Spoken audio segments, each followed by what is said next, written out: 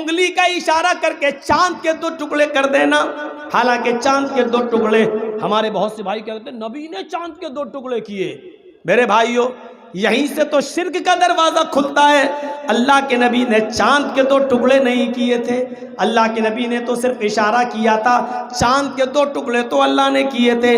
جیسے موسیٰ علیہ السلام جب سمندر کو پار کر رہے تھے اس سے پہلے کا عجیب حادثہ پیش آتا ہے.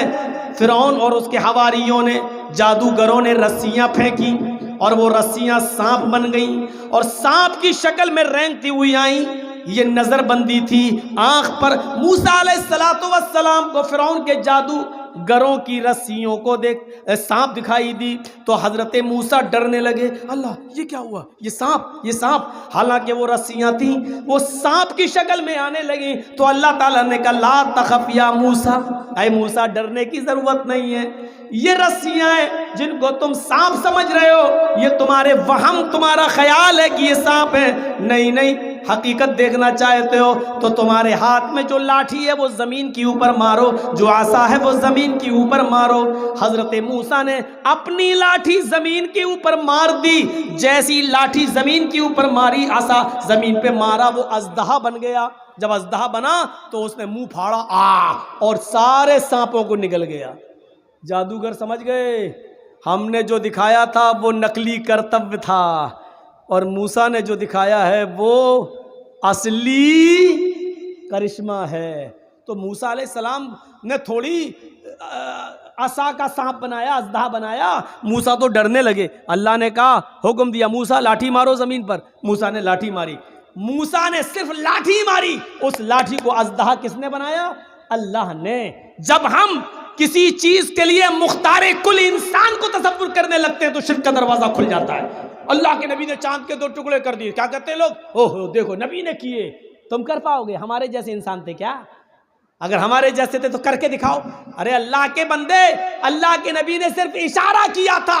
چاند کے 2 ٹکڑے تو اللہ نے کیے تھے. موسیٰ علیہ السلام نے تو صرف زمین پر لاٹھی ماری تھی. اژدہا تو اللہ نے بنایا تھا. اب سوال یہ ہوتا ہے اچھا ٹھیک ہے ایسا ہی تو تم کر کے دکھاؤ. ارے اللہ کے بندے ہم نبی تھوڑی ہیں. وہ نبی تھے، وہ رسول تھے. اللہ تعالیٰ نے ان کو معجزہ دیا تھا.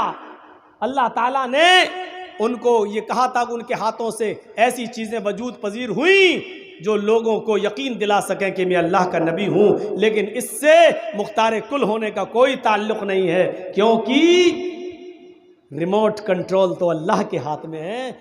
اژدہا بنانا تو اور چاند کے 2 ٹکڑے کرنا یہ تو اللہ رب العالمین کی طاقت تھی، اس کی قدرت کاملہ سے. یہیں سے شرک کے دروازے کھلتے ہیں. تو بات آگے کی طرف چلی گئی. میرے پیارے ساتھیوں بہت جگہوں پر نام آیا ہے محمد رسول اللہ کا.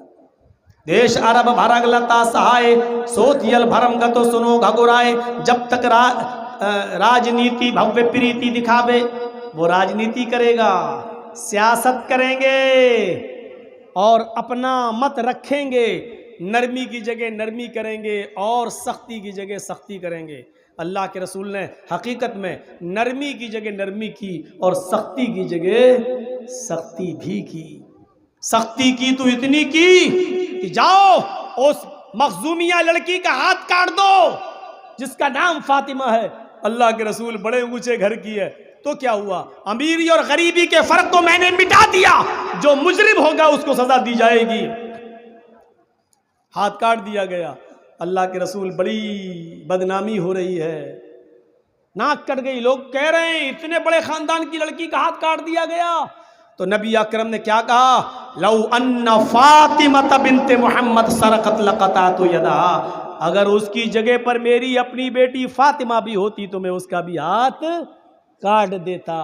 سختی کی تو اتنی سختی کی اور نرمی کی تو اتنی نرمی کی کہ اپنی بیٹی زینب کے پیٹ پہ تیر مارنے والے حبار ابن اسود جس نے تیر مار کر زینب کے پیٹ کو پھاڑ دیا تھا اور زینب کے پیٹ کا بچہ زمین پر گر گیا تھا. زینب بے ہوش تھی. ان کو اس حال میں مدینہ لایا گیا. بچہ ان کا ضائع ہو چکا تھا. ہوش آیا اور جب ان کو صدمہ اس بات کا لگا، لاحق ہو گیا، جب پتہ چلا کہ میرا پیٹ کا بچہ ضائع ہو گیا تو وہ اس صدمے کو برداشت نہ کر سکی اور انتقال ہو گیا۔ جب یہ حبار ابن اسود فتح مکہ کے موقع پر نبی اکرم کے سامنے آتا ہے، نبی اکرم کے سامنے کھڑا ہوتا ہے، نبی اکرم کے سامنے آتا ہے اور کہتا ہے اللہ کے رسول آپ ایک ایک کر کے سب کو معاف کر رہے ہیں اور عام معافی کا اعلان کر دیا ہے۔ حضرت سعد کے جملے الیوم یوم الملحمہ، آج کا دن تو بوٹی بوٹی کر دینے کا، ٹکڑے ٹکڑے کر دینے کا دن ہے۔ اس کے جواب میں آپ نے کہا بل الیوم یوم المرحمہ، آج کا دن تو رحم و کرم کا دن ہے۔ اے اللہ کے رسول میں بھی رحم و کرم کی امید لے کے آیا ہوں۔ آپ نے فرمایا تمہارا جرم کیا تھا؟ کہا اللہ کے رسول نہ سنیے تو اچھا ہوگا۔ فرمایا نہیں، ہر مجرم اپنا جرم بتاتا جا رہا ہے اور میں معاف کرتا جا رہا ہوں، میں وعدہ کرتا ہوں تمہیں بھی معاف کر دوں گا، اپنا جرم بتاؤ۔ کہا اللہ کے رسول میرا جرم یہ ہے کہ آپ کی بیٹی زینب جس اونٹنی پر بیٹھی تھی میں نے اس اونٹنی کو زخمی کرنا چاہا تھا لیکن نشانہ چوک گیا اور تیر آپ کی بیٹی کے پیٹ پہ لگتا ہے، پیٹ پھٹ جاتا ہے، آپ کی بیٹی زمین پہ گرتی ہے، پیٹ کا بچہ حمل ساقط ہو جاتا ہے۔ میرے بھائیوں، رسول رحمت پر یہ ابوالکلام آزاد کی نقشہ کھینچتے ہیں مولانا ابوالکلام آزاد، لکھتے ہیں کہ اس کے بعد اللہ کے رسول صلی اللہ علیہ وسلم کا چہرہ سرخ ہونے لگا، پیشانی پہ پسینہ آنے لگا۔ کہا اللہ کے نبی جب مدینہ میں آپ کی بیٹی کو پتہ چلتا ہے کہ پیٹ کا بچہ ضائع ہو گیا، وہ اس صدمے کو برداشت نہ کر سکی اور اس کا انتقال ہو گیا۔ نبی اکرم کی آنکھوں میں آنسو آ جاتے ہیں اور کہتے ہیں اے حبار، کیا تیرا نام حبار ہے؟ کہنے لگا ہاں۔ آپ نے کہا اے حبار ابن اسود، 13 سال نبوت کے بعد میں مکے میں رہا، 10 سال میں مدینے میں رہا، 13 سال مکے میں ستایا گیا، 10 سال مدینے میں بھی پریشانیوں سے گزرنا پڑا۔ اس 13 اور 10 23 سال میں مجھے جو تکلیفیں پہنچی ہیں اگر وہ ترازو کی ایک سائیڈ میں رکھ دی جائیں اور ایک دن جس دن تو نے میری بیٹی کا پیٹ پھاڑا اور میری بیٹی نے میرے ہاتھوں میں دم توڑا، آئے حبار اس ایک دن کی تکلیف کو اگر ترازو کے ایک پلڑے میں رکھ دیا جائے اور ترازو اٹھائی جائے تو 13 سال اور 10 سال مدینے کے 23 سال کی تکلیفوں کا پلڑا اٹھ جائے گا اور اس ایک دن کی تکلیف کا پلڑا جھک جائے گا۔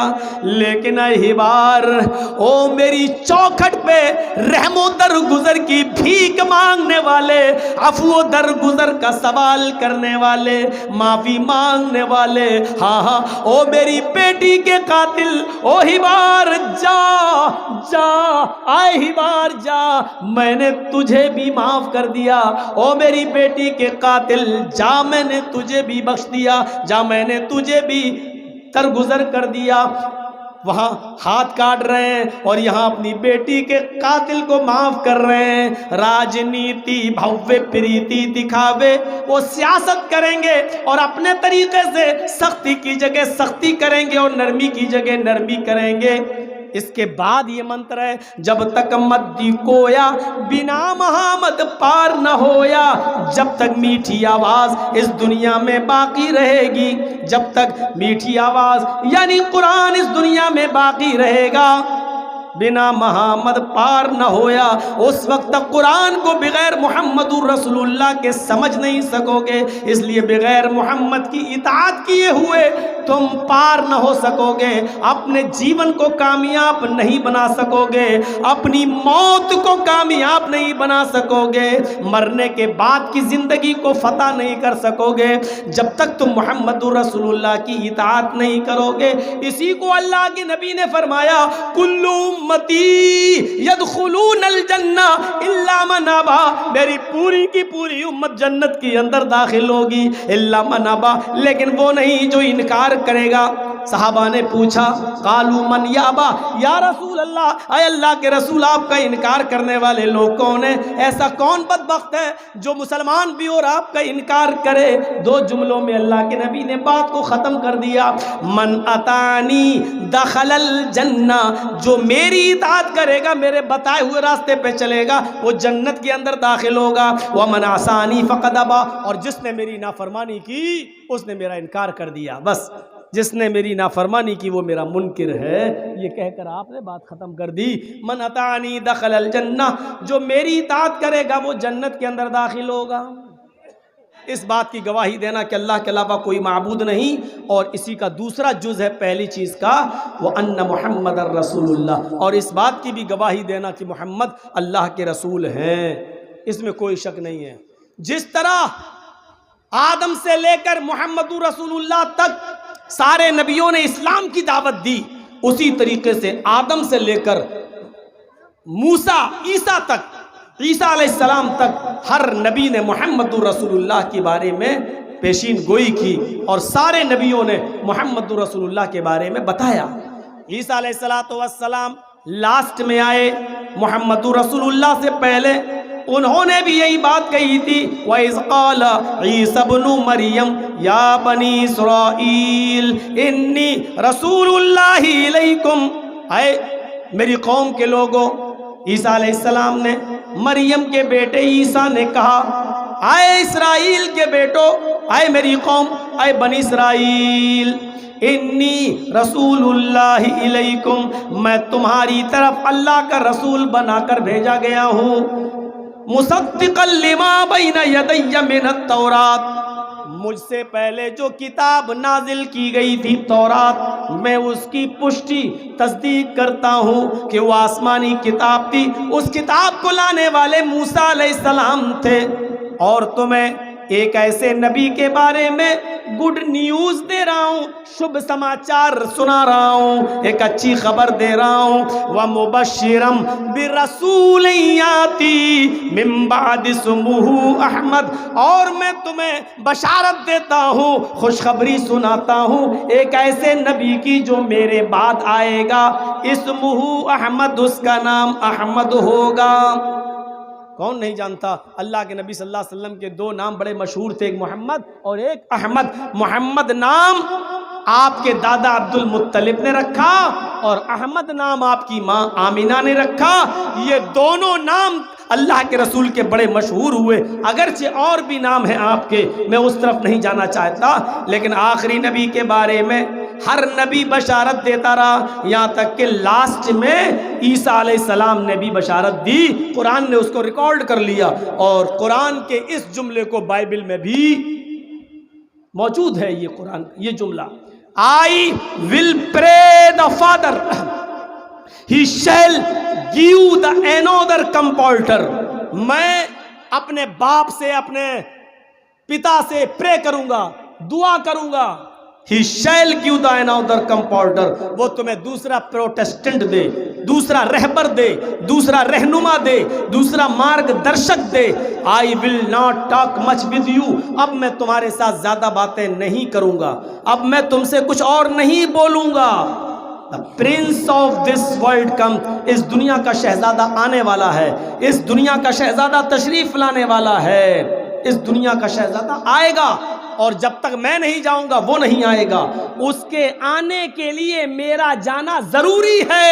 His name will be Ahmad, اس کا نام احمد ہوگا، یہ بائبل میں آج بھی لکھا ہوا ہے، اس کا نام احمد ہوگا۔ یہ لیجیے، محمد اور احمد بہت سے نام اللہ کے نبی صلی اللہ علیہ وسلم کے آئے ہوئے ہیں۔ وَأَنَّ مُحَمَّدَ رَسُولُ اللَّهِ، اور ہندو دھرم کے اندر تو اتنا آیا ہے، اتنا کہ آپ گنتی نہیں گن پائیں گے۔ زبور میں کم ہے، تورات میں کم ہے، بائبل میں کم ہے، لیکن ویدوں میں تو اتنا آیا ہے۔ اللہ محمد رسول اللہ کا نام رگ وید میں 16 جگہ آیا ہے، 16 جگہ۔ اتھرو وید میں 10 جگہ آیا ہے، 10 جگہ۔ سام وید میں 4 جگہ آیا ہے، یہی محمد، محمد، محمد، محمد، محمد، یہ جملہ۔ رگ وید میں 16 جگہ، اتھرو وید میں 10 جگہ، سام وید میں 4 جگہ، اور یجر وید میں ایک جگہ۔ کتنا ہوا ٹوٹل اگر گنو گے تو 31، 16، 10، 26، 4، 30 اور 1، 31، 31 مرتبہ نام آیا ہے۔ صرف محمد نراشن سنما اور ماں یہ تو اتنا آیا ہے کہ گن نہیں پائیں گے آپ. میں صرف محمد بتلا رہا ہوں، محمد کا لفظ اتنی بار آیا ہے. محمداندھکارم ناشم ودھایم ہتدودیتے وویکا. محمداندھکارم ناشم مہامدتی خیات شش شاخا سمنوتا. یا محمد آ گیا. احمد پتشپری میدھا مرتسیہ جگرپ. یہاں احمد آ گیا. احمد پتشپری میدھا مرتسیہ جگرپ اہم سوریہ واجنی. یہاں احمد آ گیا. اور سنگرام پران میں تلسی داس جی نے جو آسان ہندی میں ویاکھیا کی ہے، آسان ہندی میں سنگرام پران کے 12ویں ادھیائے میں دیکھیے آسان ہندی میں، یہاں پکش پات کچھ نہ راکھو وید پران ست ست بھاکو دیش عرب بھرگ لتا سہائے سوتی البھرم گت سنو گھگرائے. دیش عرب بھرگ لتا سہائے سوتی البھرم گت سنو گھگرائے. راجنیتی بھویہ پریتی دکھاوے آپن مت سب کا سمجھاوے. جب تک مدی کویا بنا محمد پار نہ ہویا. یہ لیجیے اب پورے منتروں کی طرف کیا چلیں، آخری والے منتر کی بتا دیتا ہوں. جب تک مدی کویا، جب تک مد میٹھی کویا آواز، جب تک سریلی اور میٹھی آواز دنیا میں باقی رہے گی، یعنی قرآن جب تک دنیا میں میٹھی آواز یعنی قرآن باقی رہے گا، بنا محمد پار نہ ہویا. اس وقت تک کوئی محمد الرسول اللہ کے بغیر پار نہیں ہو سکے گا. یعنی قرآن کو سمجھنے کے لیے محمد الرسول اللہ کی واڑی کو سمجھنا ہوگا. قرآن کو تمہیں اگر عمل کرنا ہے تو محمد الرسول اللہ کے راستے کو اپنانا ہوگا. اور اس بات کو تلسی داس جی نے کہا، یہاں پکش پات کچھ نہ راکھوں. آج میں کسی کا پکش پات نہیں کروں گا، آج میں کسی کی طرفداری نہیں کروں گا. وید پران ست ست بھاگوں، ہماری ویدوں میں اور پرانوں میں جو لکھا ہے اس کو بالکل صحیح بتاؤں گا. دیش عرب بھرگ لتا سہائے، عرب کا ملک، عرب کا دیش 14ویں رات کی چاند کی مانند چمکے گا.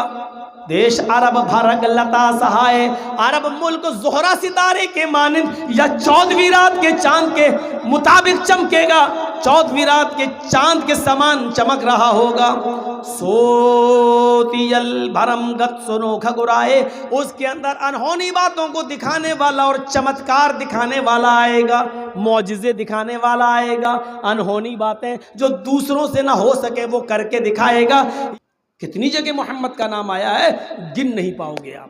ابھی یہ پہلی چیز ہے، ابھی ایک ہی چیز ہوئی ہے. ابھی ہم نے نماز کی طرف نہیں آ رہے ہیں، نماز کا بھی ذکر ہے ہندو دھرم کی کتابوں میں. ابھی ہم زکوٰۃ کی طرف نہیں آئے ہیں، زکوٰۃ کا بھی ذکر ہے ہندو دھرم کی کتابوں میں. ابھی ہم روزے کی طرف نہیں آئے ہیں، روزے کا بھی ذکر ہے ہندو دھرم کی کتابوں میں. ابھی ہم حج کی طرف نہیں آئے ہیں، حج کا بھی ذکر. اسلام کی بنیادی 5 چیزیں جو اسلام کی بنیاد ہیں، اساس ہیں، اسلام کے پلر ہیں، کھمبے ہیں، اور پورا اسلام جس پر ٹکا ہوا ہے، یہ پورا کا پورا اسلام جو آدم سے لے کر محمد رسول اللہ لے کر تک سارے نبی لے کے آئے، یہ ہندو بھائیوں کے اندر بھی موجود ہے. اسی لیے تو اللہ نے کہا ہے وَمَن يَبْتَغِ غَيْرَ الْإِسْلَامِ دِينًا فَلَن يُقْبَلَ مِنْهُ. جو اسلام کو چھوڑ کر کوئی دوسرا دین تلاش کرے گا، جو اسلام کو چھوڑ کر کوئی دوسرا راستہ اختیار کرے گا، فَلَن يُقْبَلَ مِنْهُ، وہ راستہ اس کا ہرگز قبول نہیں کیا جائے گا، ایکسپٹ نہیں کیا جائے گا.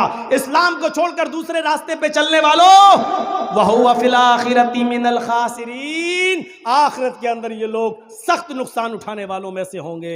یہ لیجئے نام ایک اور بتا دیتا ہوں. او واچب پرتی پریمڑا مایا مد وشاردا تب دیو مہاراج مم دستو ماگیتا مرموچھشٹ سمنجیاتی تتا تت پشبھو نب اتی شروتواتی تھا درشٹا پرم بسم ماگیتا چترب بھراتر میں دیو کرشیامی کلچیم بھونتو باندوا دیوا سواشینا اترشی تھا شرم شرودھاری سدوشکا اچلا پیلنگ گچھے دین سر بھکچو متو مم مسلینے او سنسکارا.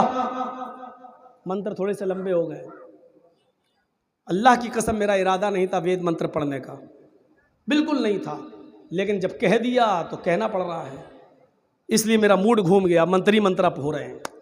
वाच भूपति प्रेमड़ा माया मद विशारदा तब देवो महाराज ममता सत्तुमागिता मर्मोच्छिष्ट समझी याद तथा तथ पश्य भो निर् इति श्रुत्वा तथा दृष्टा परम विस्मय मागिता चतुर्भ भ्रात्र में देव कृष्यामि क्लचयम भवंतो बांधवा देवा स्वाशेना उत्तरिष्यता। हिंदू भाइयों, तुम्हारी किताबों में स्पष्ट कह दिया गया है, आखिरी नबी मोहम्मद के चक्कर में अगर नहीं जाते हो तो सुनो, चंद निशानियां देख लेना बस। उनकी निशानियां, उनके मानने वालों की निशानियां क्या होंगी? शर्म शुरूधारी, वो दाढ़ी लंबी रखेंगे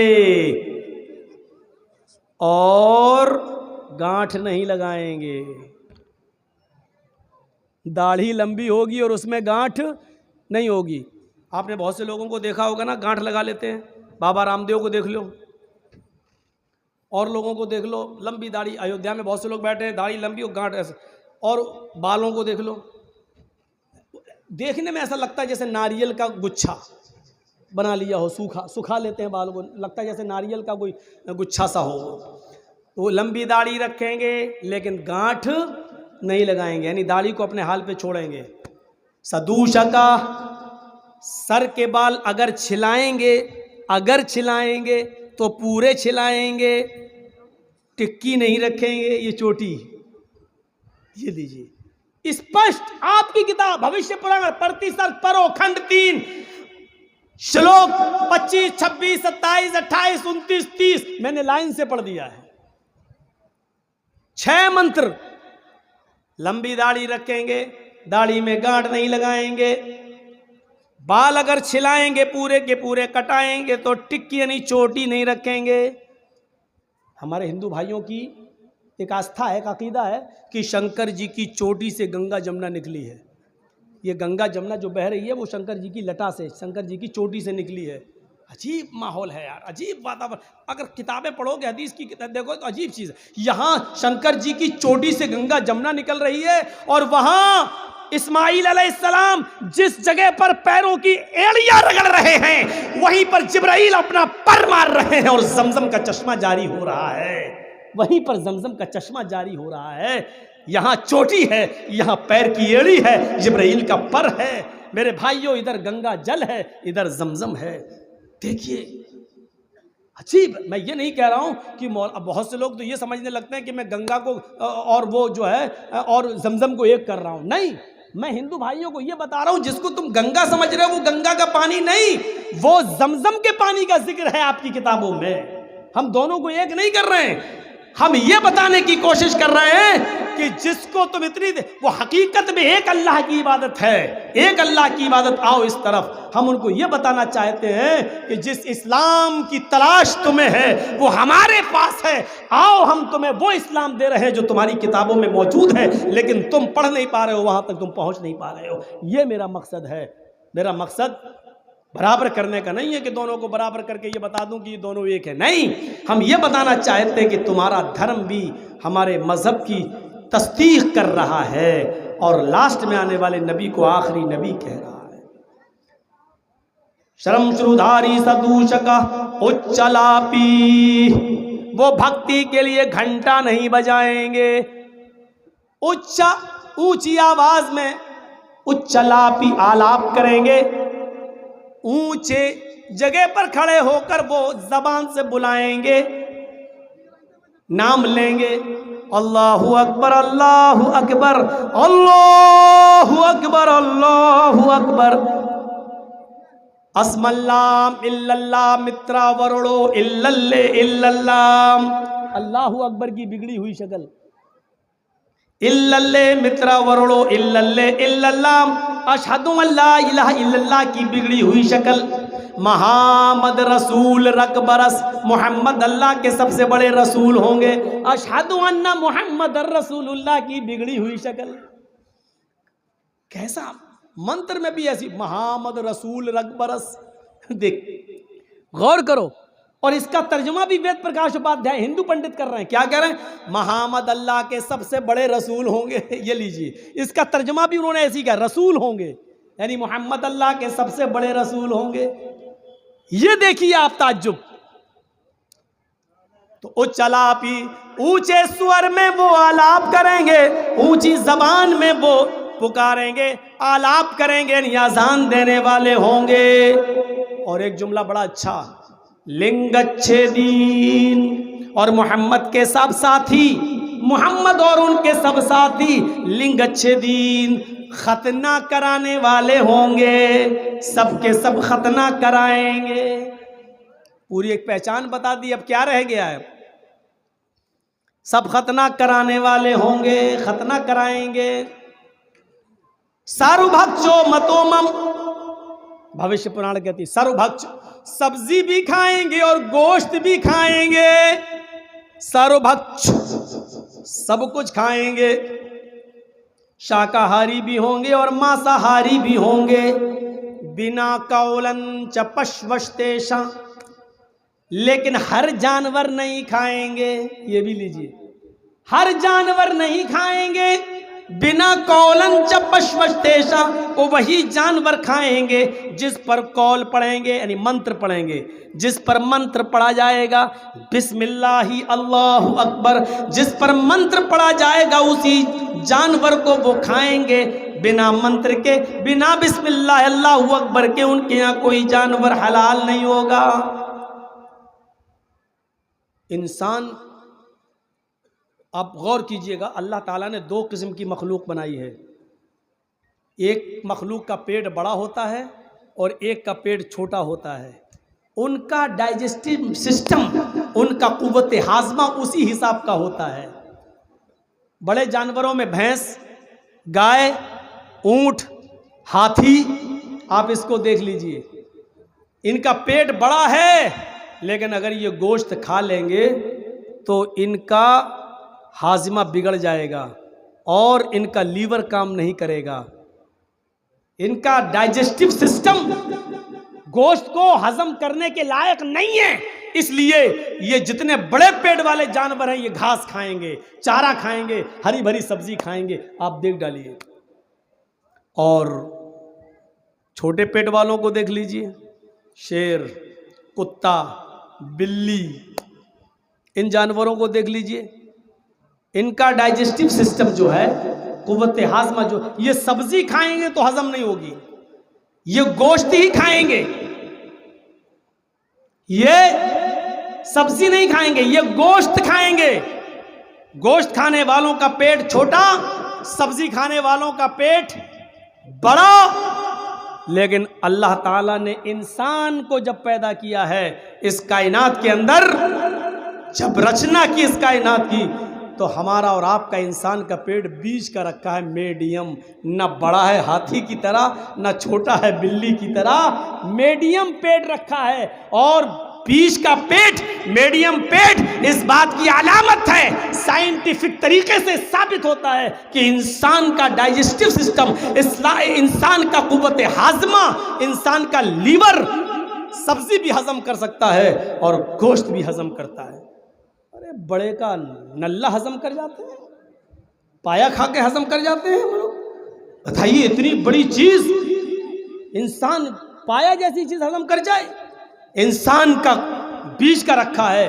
یہ سائنٹیفک طریقے سے بھی ہمیں پتہ چلتا ہے کہ انسان گوشت اور سبزی دونوں کھانے کے لیے پیدا ہوا ہے۔ دوسرا دیکھ لو، جن جانوروں کے دانت نکیلے ہوتے ہیں، یار نکیلے، وہ گوشت کھاتے ہیں، اور جن کے دانت سمپل ہوتے ہیں وہ سبزی کھاتے ہیں۔ ہاتھی کے دانت باہر والے مت دیکھنا، یہ دکھانے کے ہوتے ہیں، گوشت چبانے کے لیے نہیں ہوتے ہیں، یہ دکھانے کے، اور اندر کے سارے دانت سبزی کھانے والے ہوتے ہیں، ایک بھی دانت نکیلا نہیں ہے، یہ باہر کے دانت صرف دکھانے کے ہوتے ہیں بس۔ اور بکری دیکھ لو، بھیڑ دیکھ لو، دمبا دیکھ لو، اونٹ دیکھ لو، گائے دیکھ لو، بھینس دیکھ لو، ان کے دانت نکیلے نہیں ہوتے ہیں، یہ صرف سبزی کھانے کے لیے ہیں۔ اور جو جانور گوشت کھاتے ہیں ان کے دانت ادھر سے صحیح ہوتے ہیں اور دائیں بائیں یعنی ادھر ادھر نکیلے ہوتے ہیں، وہ ہڈی توڑ بھی سکتے ہیں، نوچ بھی سکتے ہیں، اس ہڈی کو اپنے دانتوں سے توڑ بھی سکتے ہیں۔ میرے بھائیوں، یہ اس بات کی علامت ہے کہ ان کے دانت نکیلے ہیں، وہ گوشت کھانے کے لیے، اور جن کے سمپل ہیں وہ سبزی کھانے کے لیے پیدا ہوئے ہیں۔ اور اللہ تعالیٰ نے انسان کے دانت آگے کے سمپل رکھے ہیں اور دائیں بائیں نکیلے رکھے ہیں، یہ اس بات کی علامت ہے کہ انسان گوشت کھانے کے لیے بھی پیدا ہوا ہے اور سبزی کھانے کے لیے بھی پیدا ہوا ہے. یہ سائنٹیفک طریقے سے بھی ثابت ہوتا ہے. تو ہندو دھرم کی کتاب بھوشیہ پران کیا کہہ رہی ہے؟ سارو بھکش، سب کچھ کھائیں گے، گوشت بھی اور سبزی بھی، لیکن ہر جانور نہیں کھائیں گے.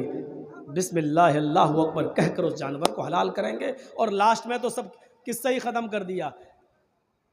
لمبی داڑھی رکھنے والے، داڑھی میں گانٹھ نہ لگانے والے، بال کٹانے والے لیکن چوٹی نہ رکھنے والے، اذان دینے والے، ختنہ کرانے والے اور سب کچھ کھانے والے، ان کو دنیا کس نام سے جانے گی؟ مسلینیو، مسلینیو سنسکارا. ان کو دنیا مسلینیو، مسلمان کے نام سے جانے گی، یا مسلمنتو ہی جاتیو، ان کا شمار مسلمان ذاتی میں ہوگا. یہ بھی کہہ دیا گیا. لیجئے، مسلمنتو ہی ذاتی ہی جاتیو، ان کا شمار، ان کی گنتی مسلمان ذاتی میں ہوگی، یعنی مسلمان نام سے یہ پہچانے جائیں گے. میں سمجھتا ہوں کہ اتنی بڑی بھوشیہ واڑی کے بعد اب کچھ بھی کہنے کی ضرورت نہیں ہے. ان کا نام، یہ وہ پوری ایک علامت اور ایک پہچان بتا دی گئی ہے. آئیے ذرا دوسری چیز کی طرف آتے ہیں. اسلام کی بنیادی چیز دوسری کیا ہے؟ نماز. حضرت عمر ابن خطاب رضی اللہ تعالیٰ عنہ نے وہ بیان کیا ہے نا کہ وعن عمر ابن الخطاب رضی اللہ تعالیٰ عنہ قال بینما نحن عند رسول اللہ صلی اللہ علیہ وسلم ذات یوم استلع علینا رجل شدید بیاض الثياب وشدید سواد الشعر لا يرى علیہ اثر السفر ولا يعرف منا احد حتى جلس الى النبي صلی اللہ علیہ وسلم فاسند ركبته الى ركبتيه ووضع كفيه على فخذه وقال يا محمد اخبرني عن الاسلام قال الاسلام ان تشهد ان لا اله الا الله وان محمد رسول اللہ وتقیم الصلاۃ وتؤتی الزکاۃ وتصوم رمضان وتحج البیت ان استطعت الیہ سبیلا. جبرائیل امین جو انسانی شکل میں آئے، عمر ابن خطاب رضی اللہ تعالیٰ عنہ کہتے ہیں کہ ہم لوگ اللہ کے رسول کے پاس بیٹھے ہوئے تھے، جبرائیل امین انسانی شکل میں آئے، ہم لوگ ان کو پہچان نہیں سکے. ولا یعرف منا احد، ہم میں سے کوئی بھی نہیں جانتا تھا یہ کون ہے. شدید سواد الشعر، بال بہت زیادہ کالے تھے اور کپڑے بہت زیادہ سفید تھے. وہ آئے اور اللہ کے نبی کے پاس آ کر بیٹھ گئے اور اپنے دونوں گھٹنوں کو اللہ کے نبی کے دونوں گھٹنوں سے چپکا لیا اور اپنے دونوں ہاتھ کی ہتھیلیوں کو نبی کی ران پر رکھ لیا. وقال یا محمد، اور کیا کہا؟ اے محمد صلی اللہ علیہ وسلم اسلام کے بارے میں بتائیے. اخبرنی عن الاسلام، اسلام کسے کہتے ہیں، اسلام کیا ہے؟ تو اللہ کے نبی نے فرمایا الاسلام ان تشہد ان لا الہ الا اللہ، اسلام یہ کہ اس بات کی گواہی دو کہ اللہ کے علاوہ کوئی معبود نہیں، وان محمد رسول اللہ، اور محمد اللہ کے رسول ہیں. یہ دونوں چیزیں ہم بتا چکے ہیں آپ کو. وتقیم الصلاۃ، اور دوسری چیز آپ نے کیا بتائی؟ نماز قائم کرو. یہ نماز دنیا میں جتنے بھی پیغمبر آئے سب کے اوپر فرض کر دی گئی تھی. قرآن کہتا ہے وَأَوْحَيْنَا إِلَيْهِمْ بِالصَّلَاةِ وَالزَّكَاةِ. اے محمد صلی اللہ علیہ وسلم، آپ سے پہلے بھی جتنے نبی آئے، جتنے پیغمبر آئے، ہم نے ان سب کی طرف نماز پڑھنے کا اور زکوٰۃ دینے کا کی وحی کی تھی. ہم نے ان کو نماز پڑھنے کا حکم دیا تھا، ہم نے ان کو زکوٰۃ دینے کا حکم دیا تھا. وَأَوْحَيْنَا إِلَيْهِمْ بِالصَّلَاةِ وَالزَّكَاةِ، ہم نے ان کی طرف بھی وحی کی تھی. کس کی طرف؟ آپ سے پہلے جتنے بھی نبی آئے، محمد صلی اللہ علیہ وسلم سے پہلے جتنے بھی نبی آئے، سب کو کیا حکم دیا گیا تھا؟ نماز پڑھو اور زکوٰۃ ادا کرو. یہ لیجئے سب کے لیے، اور خصوصی طور پہ 4-5 نبیوں کا وہ تو ذکر نماز کے میں آیا ہی ہے. حضرت موسیٰ علیہ السلام کو اللہ تعالیٰ نے حکم دیا تھا فَاعْبُدْنِي وَأَقِمِ الصَّلَاةَ لِذِكْرِي. لیجئے موسیٰ علیہ السلام کو اللہ نے کیا حکم دیا؟ اے موسیٰ، صرف اور صرف میری ہی عبادت کرنا، صرف میری عبادت کرو. وَأَقِمِ الصَّلَاةَ لِذِكْرِي، اور میرے ذکر کو بلند کرنے کے لیے نماز قائم کرو، میری عبادت کو بلند کرنے کے لیے نماز قائم کرو، میرے نام کو، میرے ذکر کو بلند کرنے کے لیے نماز پڑھتے رہو۔ موسیٰ علیہ السلام کو اللہ تبارک و تعالیٰ نماز پڑھنے کا حکم دے رہا ہے، عیسیٰ علیہ السلام کو بھی نماز پڑھنے کا حکم تھا۔ عیسیٰ علیہ السلام نے فرمایا، قرآن کہتا ہے وَأَوْصَانِي بِالصَّلَاةِ وَالزَّكَاةِ، میرے رب نے مجھے وصیت کی، میرے رب نے مجھے حکم دیا نماز پڑھتے رہنا اور زکوٰۃ دیتے رہنا۔ عیسیٰ علیہ السلام پر بھی نماز فرض تھی، اللہ نے مجھے نماز کا اور زکوٰۃ، نماز پڑھنے کا اور زکوٰۃ ادا کرنے کا حکم دیا۔ ابراہیم علیہ السلام کے اوپر بھی نماز فرض تھی، بلکہ وہ تو یہاں تک کہا کرتے تھے ان صلاتی و نسکی و محیای و مماتی للہ رب العالمین، ان صلاتی و نسکی و محیای و مماتی للہ رب العالمین، اللہ میری نماز، میری قربانی، میری زندگی اور میری موت یہ سب اللہ رب العالمین کے لیے ہے۔ ان صلاتی و نسکی و محیای و مماتی، میری نماز، میری قربانی، میری زندگی اور میری موت سب اللہ رب العالمین کے لیے ہے۔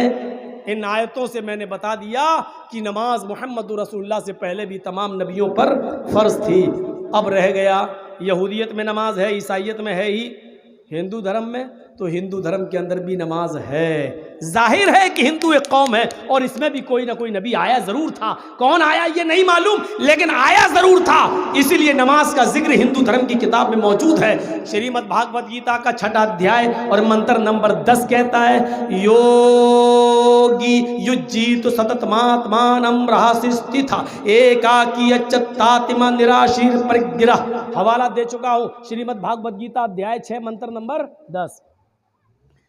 جب پوجا کے لیے، بھکتی کے لیے کھڑے ہو تو پورے شریر کا یوگ کر لو۔ یوگی، یو پی والا یوگی نہیں، یوگی، یو پی والا مت سمجھ لینا، یوگی کا یہاں مطلب کیا ہے؟ پورے شریر کی ایکسرسائز، پورے شریر کا، پورے شریر کی کثرت اور ورزش، یوگ صرف نماز میں، صرف نماز میں۔ دیکھ لیجیے آپ ہندو بھائی کیا کرتے ہیں، کھڑے ہو گئے مورتی کے سامنے، بس اوم بھو بھربھوا سواہا، یہ، لیکن یوگ نہیں ہے پورے شریر کا، پورے شریر کا یوگ دیکھیے آپ، دیکھیے اللہ اکبر، یہ جو ہاتھ اٹھ رہے ہیں یہ پازیٹیو ریزز دوڑ رہے ہیں، میڈیکل سائنس کی درشٹی میں، نظر میں پازیٹیو ریزز، یہ ورزش ہے، ہاتھ کی ایکسرسائز، یہ آپ نے نیت باندھ لی۔ اب سینے پر جو نیت بندھی ہے ادھر بھی پازیٹیو ریزز ہے، یہ وزن ہے اس پر آپ کا۔ ابھی رمضان کا مہینہ آ رہا ہے نا، تراویح آپ پڑھیے گا، جب لمبی لمبی سورت پڑھی جائے گی اور یعلمون تعلمون کے سوا کچھ سمجھ میں نہیں آئے گا، تب پیچھے آپ کو نیند آئے گی، تو آپ ایسے کریں گے، پھر ایسا پکڑ لیں گے، یہ پازیٹیو ریزز ہیں یہاں، یہ ہاتھ پر وزن ہے، یہ ایکسرسائز ہے ہاتھ کی، یہ پھر پکڑ لیں۔ اور جو لوگ ایسے کر کے یہاں باندھ لیتے ہیں وہ پازیٹیو ریزز وہاں دوڑتے ہی نہیں ہیں۔ میں یہ برا مت مانیے گا، کوئی اگر ہو یہاں برا نہ مانے، میں جو جیسا پڑھ رہا ہے ہمیں اس سے کوئی اعتراض نہیں ہے، لیکن یہاں یہ بتانا میرا مقصد ہے کہ ایکسرسائز نہیں ہے ہاتھ کی۔ یہ دیکھیے اب آپ اگر نماز پڑھ رہے ہیں تو آپ کو نیند آئے گی تو آپ کی گردن ایسے ہو جائے گی لیکن ہاتھ نہیں چھوٹے گا، ایسے پڑھیں، آپ ایسے کریں گے یہ ہاتھ نہیں چھوٹے گا، کیونکہ ہاتھ پر وزن ہی نہیں ہے، وزن یہاں ہے۔ یہ ایکسرسائز ہاتھ کی ایکسرسائز۔ ڈاکٹر مورس بکائی کی کتاب پڑھیے، اس نے سینے پر نیت باندھنے پر ایکسرسائز بتائی ہے، ایکسرسائز۔ قرآن، بائبل اور سائنس، قرآن، بائبل اور سائنس پڑھیے، ہاتھ باندھنے، سینے پر ہاتھ باندھنا، اس نے یہ لکھا ہے، کرسچن عیسائی رائٹر، اس نے لکھا ہے کہ محمد صلی اللہ علیہ وسلم نے سینے پر ہی نیت باندھی، یہ لکھا ہے۔ عیسائی کی تحقیق کے مطابق بھی یہ وہ آ گیا میرے بھائیوں۔ لگ رہا کرسی میں بھی پازیٹیو ریزز دوڑ رہے ہیں. اب دیکھیے یوگی اجیت سدتماتمانم. اب کیا ہو رہا ہے؟ اللہ اکبر کہہ کے رکوع میں چلے جاؤ. اب رکوع میں بھی آپ گئے تو پیٹھ بالکل سیدھی کر لو. بعض فقہا نے کہا ہے کہ پیٹھ پر ایسے برتن رکھ لو، پانی کا بھرا ہوا پیالہ رکھ لو یا گلاس، وہ گرنے نہ پائے. اب یہ تو کوئی کر کے نہیں دیکھتا ہے کہ رکھا جائے تو گرے گا یا نہیں، لیکن حقیقت یہ کہ پیٹھ اتنی سیدھی ہو جانی چاہیے لیول پہ آپ کیا جائے. ڈاکٹر مورس بکائے اپنی کتاب قرآن بائبل اور سائنس میں لکھتے ہیں اگر کوئی آدمی ویسا رکوع کرنے لگے جیسے محمد رسول اللہ صلی اللہ علیہ وسلم نے بتایا ہے تو اس آدمی کو ریڑھ کی ہڈی کی پرابلم زندگی میں کبھی نہیں ہو سکتی ہے. وہ آدمی ریڑھ کی ہڈی کے درد کا شکار تو ہو سکتا ہے لیکن ریڑھ کی ہڈی کے کینسر کا شکار کبھی نہیں ہو سکتا ہے اگر وہ اس طریقے سے رکوع کرنے لگے جس رکوع کو محمد رسول اللہ نے بتایا ہے. آج بہت سے لوگوں کی ریڑھ کی ہڈی میں جو کینسر ہو رہا ہے اس کا مطلب یہ ہے کہ ان کے رکوع صحیح سے نہیں ہو رہے ہیں، یا تو وہ چو کا مربع کر اللہ سبحان رب العظیم سبحان رب العظیم سبحان سمع اللہ لمن حمدہ اللہ اکبر 3 بار ادھر پڑا اٹھ گئے. ابھی صحیح سے پیٹھ سیدھی ہو نہیں پائی تھی کہ 3 بار ہو گیا، امام صاحب اٹھ گئے تو یہ بھی اٹھ گئے. امام ابھی پڑھ رہے ہیں ربنا ولک الحمد حمدا کثیرا طیبا مبارک، تب تک وہ رکوع میں گھس گئے اللہ اکبر. اور جب تک ہم نے کہا مبارکن فی تب تک اللہ اکبر کہہ کر سجدے میں جا رہے ہیں، تب تک امام صاحب پہلا سجدہ کر کے اٹھ گئے. اب ہم جب تک 3 بار سبحان ربی الاعلیٰ پڑھ رہے ہیں تب تک وہ دوسرا سجدہ کر رہا ہے، ہم اٹھ رہے ہیں اللہم اغفر لی ورحمنی وہدنی وعافنی وارزقنی یہ دعا پڑھ رہے ہیں، تب تک وہ دوسرا سجدہ کر کے اٹھ گیا، کھڑا ہو گیا. تو رکعتوں کی کثرت اور تعداد زیادہ کر لینے سے کوئی فائدہ نہیں ہے. دعائیں آپ کم کرتے چلے جا رہے ہو. اتنی بڑی دعا ربنا ولک الحمد حمدا کثیرا طیبا مبارکا فی یہ پڑھتے نہیں، ربنا لک الحمد اللہ اکبر. ہم نہیں کہہ رہے ہیں صحیح ہے پڑھ سکتے ہیں یہ، لیکن ذرا غور کرو کہ بخاری شریف کے اندر یہ دعا بھی تو ہے. کسی صحابی نے پڑھی تھی تو اللہ کے نبی نے کہا تھا میں نے آسمان سے فرشتوں کو اترتے ہوئے دیکھا جو تمہارے ان جملوں پر جھگڑ رہے ہیں کہ مجھے میں لے جاؤں گا اللہ کے پاس. وہ کون سے جملے تھے؟ ربنا ولک الحمد حمدا کثیرا طیبا مبارکا فیہ. تو میرے بھائیو اتنی بڑی دعا ہم رکوع میں ہم پڑھ ہی نہیں پاتے، تب تک سجدے ہو جاتے ہیں. اس کے بعد آئیے اللہ اکبر کہہ کر سجدے میں دونوں پیر مڑے ہوئے ہیں، یہ یہاں سے ہڈی کھچن ہو رہی ہے، رگ نس، اور اس نس کا تعلق برین تک سے ہے. برین تک سے آپ سجدے میں جب جاتے ہیں یہی مقام وہ مقام ہوتا ہے سجدے کا. میرے بھائیوں جب آپ کے پیروں کے ذریعے بلڈ کا سرکولیشن پوری طریقے سے آپ کی دماغ کی نسوں تک بھی پہنچ جاتا ہے. آپ کھڑے ہیں بلڈ دوڑ رہا ہے لیکن آپ کی دماغ میں جتنا خون چاہیے اتنا وہاں تک نہیں جا پا رہا ہے، جاتا ہے آ جاتا ہے جا رہا آ رہا. جتنا آپ کی دماغ کی نسوں کو بلڈ چاہیے اتنا بلڈ وہاں تک نہیں پہنچ پا رہا ہے. جب آپ سجدے میں جاتے ہیں تو بلڈ کا سرکولیشن دماغ کی ساری نسوں کو تر کر دیتا ہے.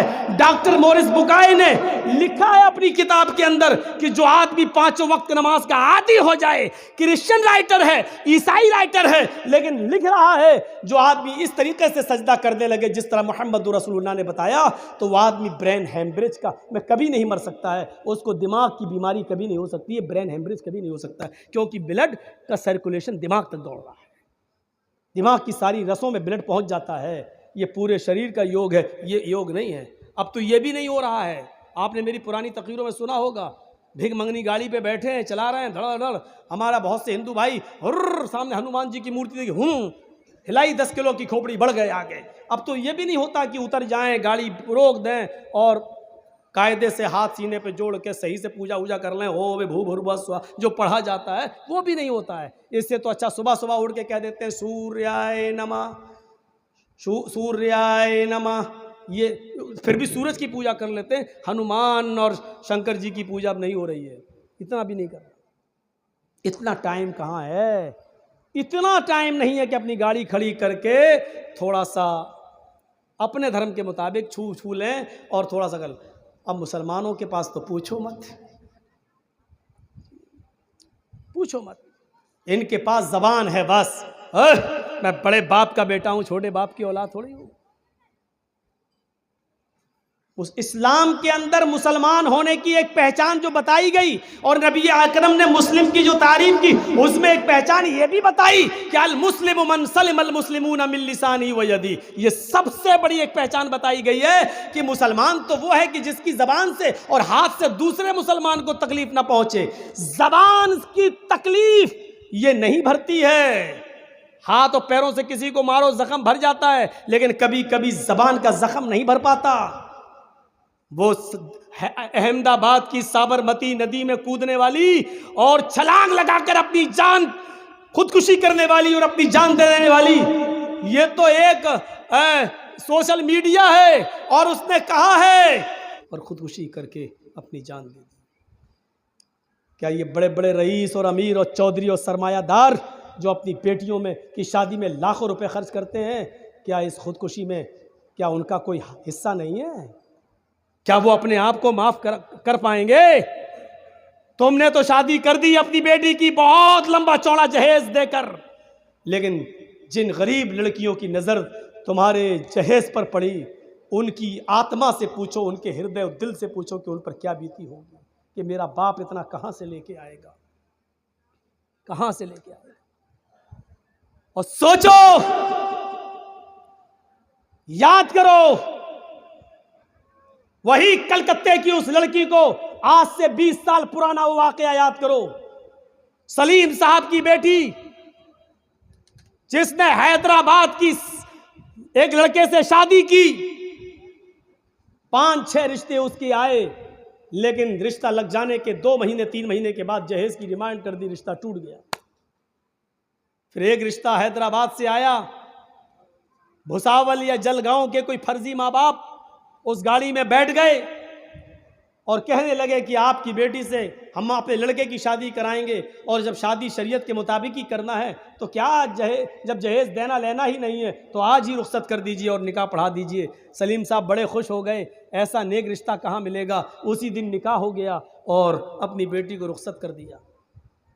ٹرین سے جب سفر ہوا تو جلگاؤں یا بھساول میں یہ ماں باپ جو فرضی بنے ہوئے تھے اتر گئے اور لڑکا اس لڑکی کو لے کر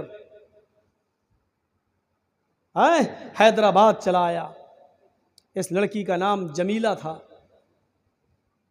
جب حیدرآباد چلا آیا تو 5-6 دن اس نے اپنے پاس رکھا اور اس کے ساتھ راتیں گزاری، اور 1 ہفتہ رہنے کے بعد پھر وہ لڑکا اس لڑکی کو حیدرآباد کی کسی 5 اسٹار ہوٹل کے اندر نیلام کر 20,000 روپے میں بیچ دیا۔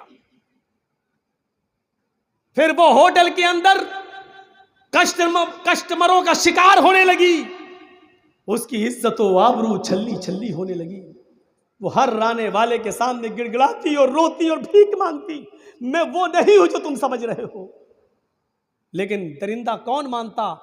5-6 ہزار روپے دے کر جس کے جسم کا پوری رات کے لیے سودا کیا ہو وہ کہاں چھوڑتا؟ مالک بھی مارتا۔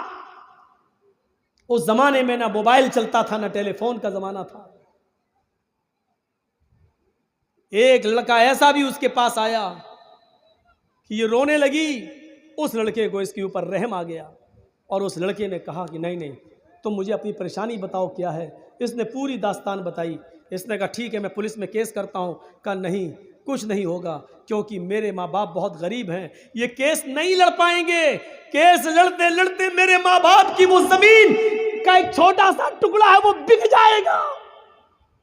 نہیں، اگر میرے اوپر ایک احسان کرنا چاہتے ہو تو کر دو، ایک لیٹر میں لکھ رہی ہوں، میں اس کو چپکا دوں گی لفافہ، خبردار تمہیں پڑھنا نہیں ہے، یہ امانت ہے، یہ میرے باپ تک پہنچا دینا کسی طریقے سے۔ وہ لڑکا تیار ہو گیا، اس لڑکی نے لیٹر لکھ لیا، بھیج دیا اس لڑکے کو۔ لڑکا ٹرین پہ بیٹھ گیا، آنے لگا گھر کی طرف۔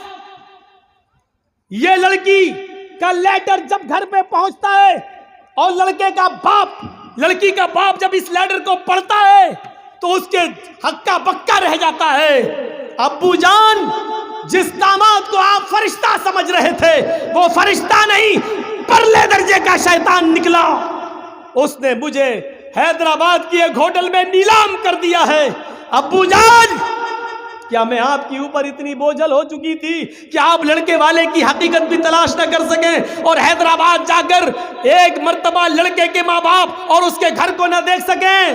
اے ابو جان، میں نے پھانسی کا پھندا اس ہوٹل کے کمرے میں لگا رکھا ہے، جب تک یہ لیٹر آپ کے پاس پہنچے گا میں اس دنیا میں نہیں رہوں گی۔ میں جانتی ہوں کہ خودکشی حرام ہے، لیکن میں آپ پر بوجھ نہیں بننا چاہتی ہوں۔ اے ابو جان، میں اپنا ناپاک چہرہ لے کر اپنی سہیلیوں کے سامنے نہیں آنا چاہتی، اپنے بھائی کے سامنے نہیں آنا چاہتی۔ میرے لیے موت کو گلے لگانا آسان ہے، لیکن اپنے ماں باپ اور بھائی بہنوں کے سامنے آ کر اپنا چہرہ دکھانا آسان نہیں ہے۔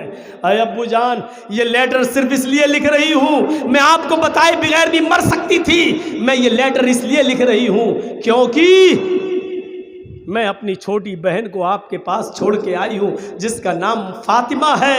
اے ابو، آگے کے جملے سنیے۔ سلیم صاحب کے پاس وہ لیٹر آج بھی رکھا ہوا ہے، آج بھی رکھا ہوا ہے وہ لیٹر، پڑھیے تو آنکھوں میں آنسو آ جاتے ہیں۔ میں نے خود پڑھا ہے اس لیٹر کو۔ میرے بھائیوں، وہ لیٹر دکھاتے ہیں مولانا، دیکھیے میں نے پڑھا ہے، اور مدنی پور کے جلسے میں ہم لے کے بھی گئے تھے اور کہا تھا کہ یہ سلیم صاحب ہے جن کی بیٹی خودکشی کر کے مری ہے، میں ان کو لے کے بھی گیا تھا۔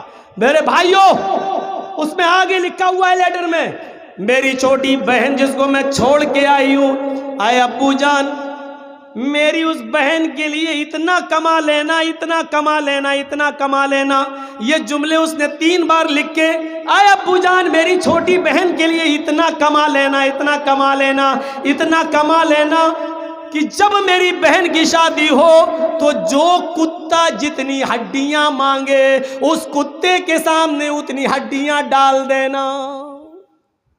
اتنا بڑا تماچا مار کر وہ اس دنیا سے گئی۔ وہ ایک الگ چیز ہے، بخشش ہوگی کہ نہیں ہوگی کیا ہے، اس کی جنازے کی نماز ہے یا نہیں، وہ ایک الگ مسئلہ ہے۔ موت حرام ہے، حلال، اس سے ہٹیے، لیکن دیکھیے وہ لکھ کیا رہی ہے۔ کیا یہ سماج اور سوسائٹی کے لیے سوچنا اور غور کرنے کی ضرورت نہیں ہے؟ سماج اور سوسائٹی کے لیے غور و فکر کی بات نہیں ہے؟ وہ عائشہ عارف خان کے مرنے کے بعد ایک اور لڑکی نے خودکشی کی ہے اسی طرز کے اوپر۔ مجھے تو ڈر لگ رہا ہے کہ لڑکیاں سستی شہرت پانے کے لیے جہیز کی وجہ سے کہیں خودکشی نہ کرنے لگے اور سستی شہرت پانے کے لیے وہی طریقہ نہ اپنانے لگے جو عائشہ عارف خان نے اپنایا ہے۔ اس سے پہلے کی لڑکیاں جہیز کی وجہ سے خودکشی کر کے مرنے لگے۔ سماج کے چودھریوں، ذمہ داروں، ساہوکاروں، سرپنچوں اور سماج کے اہم لوگوں، ایک رول ادا کرو، ایک اچھا کردار نبھاؤ، ایک اچھی ذمہ داری نبھاؤ اور ایک اچھا ناگرک بن کر ایک ایسی کمیٹی بناؤ، ایک ایسا ڈھانچہ تیار کرو کہ جس میں غریب لڑکیوں کی شادی کا انتظام ہو اور بغیر جہیز اور بغیر لین دین کے ان کی شادیوں کا انتظام کرایا جائے۔ یہ وقت کی ایک اہم ضرورت ہے، اس پر ہمیں اور آپ کو غور کرنا پڑے گا۔ تو بات تھوڑی سی پھر ادھر نکل گئی۔ تو یوگی اجیت ستت ماتمانم رہسیہ تھا، پورے شریر کی ایکسرسائز صرف نماز میں، یہ پورے شریر کی ایکسرسائز ہو رہی ہے۔ ستت ماتمانم ہمیشہ پڑھنا، کبھی چھوڑنا نہیں۔ رہسیہ تھا، ایک ٹائم بھی چھوڑو گے یہ یوگ، یہ ایکسرسائز پورے شریر کی یعنی نماز، ایک وقت بھی چھوڑو گے تو تم دھرم پر استھت نہیں رہو گے۔ راہ سے استھا، استھت نہیں رہو گے، قائم نہیں رہو گے۔ اللہ کے رسول نے بھی یہی فرمایا تھا، من ترک الصلاۃ متعمدا فقد کفر۔ ایک وقت کی بھی نماز اگر قصدن عمدن چھوڑ دی، میں یہ تو نہیں کہہ رہا ہوں کہ وہ کافر ہو گیا، لیکن صاف کہا فقد کفر، اس نے کفر کیا۔ قائم کہاں رہ گیا وہ، ٹکا ہوا کہاں رہ گیا وہ؟ ایکاکی اچتاتما۔ اور ہائے ارجن، کرشن جی کہہ رہے ہیں، ہائے ارجن، جب ایشور کے سامنے، اللہ کے سامنے پوجا کے لیے، نماز کے لیے کھڑے ہو، ایکاکی تو ایک طرف چہرہ کر لو، ایکاکی ایک طرف چہرہ کر لو، یچتاتما اور اپنی آتما کو اسی کی طرف لگا لو، یعنی ادھر ادھر نہ دیکھو، ادھر ادھر نہ دیکھو، یچتاتما، آتما کو اپنے دل کو اسی کی طرف لگا لو۔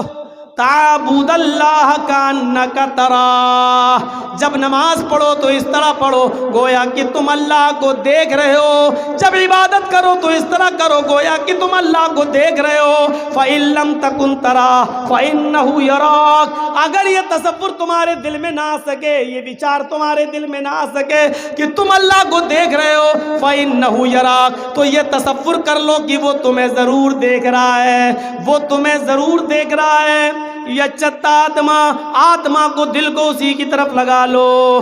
دراشیر پرگرا، سارے دیوی دیوتاؤں سے نراش ہو جانا، لیکن اس سے نراش مت ہونا، اس سے نراش مت ہونا۔ پرگرا وہی قبول کرنے والا ہے، وہی دینے والا ہے، وہی سویکار کرنے والا ہے، وہی ایکسپٹ کرنے والا ہے، وہی تمہاری اس بھکتی کو، اس عبادت کو قبول کرے گا۔ میرے بھائیوں، اس کے بعد کرشن کہتے ہیں پنچم سمیا کرتویہ، ہائے ارجن، یہ یوگ، یہ پوجا، یہ ساشٹانگ 8 وقت کیا، 5 وقت کیا کرو۔ پنچم سمیا، 5 ٹائم کرو، یعنی یہ نماز 5 ٹائم پڑھا کرو۔ مرگا چرم، اگر زمین پاک نہ ملے، دھرتی پوتر نہ ہو، اگر زمین پر پیشاب پائخانہ پڑا ہوا ہو، زمین نہ پاک ہو، تو مرگ مانی ہرن، چرم مانی چمڑا، تو ہرن کی کھال، ہرن کے چمڑے کی جائے نماز بنا لو، ہرن کی کھال بچھا لو اور اس کھال کی اوپر نماز پڑھ لو، اس کی اوپر پوجا کر لو۔ یعنی حلال جانوروں کی کھال کو مصلی بنانا، اس کی اوپر پوجا کرنا، اس پر نماز پڑھنا ہمارے ہندو دھرم کے اندر بھی جائز ہے۔ اس میں بھی بتایا گیا ہے مرگا چرم، مرگ کی، ہرن کی کھال بچھا لو، اور یہ بھی کہا جا رہا پنچم سمیا بھکتی کرتویہ، اور یہ بھکتی، یہ پوجا 5 ٹائم کرنا، یعنی 5 وقت کی عبادت کرنا، 5 وقت کی نماز پڑھنا۔ اللہ کے نبی نے بھی 5 وقت کی نماز کو فرض قرار دیا ہے، فرض قرار دیا ہے۔ میرے پیارے ساتھیوں، اس میں بھی رکوع اور سجدہ ہے، اس میں بھی قیام ہے، اور یہی دعا قیام میں بتائی گئی ہے کہ یہ پڑھو پہیدے وس سویتو پرشتتی بسردے مانا نیسو پتھرا اسمان، یعنی الحمدللہ رب العالمین الرحمن الرحیم، اور مالک یوم الدین کا جملہ ویدوں میں نہیں آیا، لیکن اہدنا الصراط المستقیم کا جملہ آیا، یعنی سورہ فاتحہ کے کچھ انش ویدوں میں موجود ہیں۔